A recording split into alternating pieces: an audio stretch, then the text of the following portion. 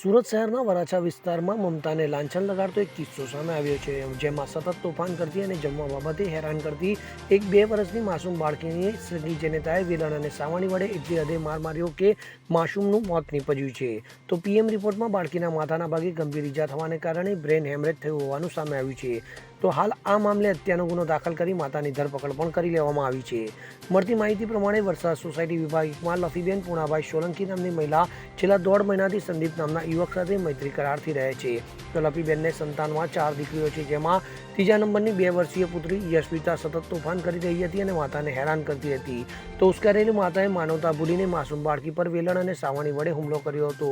તો એટલું જ નહીં, તેને જોરદાર તમાચા પણ ઝીકી દીધા હતા. તો માતાના આ માનુષી મારને કારણે નાનકડી યશવિતા બેભાન થઈ ગઈ હતી અને તેના મોઢામાંથી ફીણ નીકળવા લાગ્યા હતા. તો ગભરાયેલી માતા તાત્કાલિક બાળકને સિમ્મીર હોસ્પિટલ લઈ ગઈ હતી, પરંતુ ત્યાં હાજર તબીબોએ તેને મૃત જાહેર કરી હતી. તો આ ઘટનાની જાણ થતાં જ વરાછા પોલીસ કાફલો હોસ્પિટલ ખાતે દોડી આવ્યો હતો. સમગ્ર મામલે હાલ વરાછા પોલીસે માતા અને તેની અન્ય 3 પુત્રીઓને પૂછપરછ હાથ ધરી છે અને કાયદેસરની કાર્યવાહી કરવાની તજવીજ શરૂ કરી છે. નરેશ સિમરણ સાથે CN24 ન્યૂઝ, સુરત.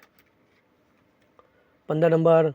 અમરેલી જિલ્લાના વડિયા મુકામે સુરગપુરા વિસ્તારમાં આવેલા મોરભાઈ ચોક પાસે એક વાસણ વેચવાવાળાની વાન કારમાં અચાનક આગ લાગવાની ઘટના બનવા પામી હતી.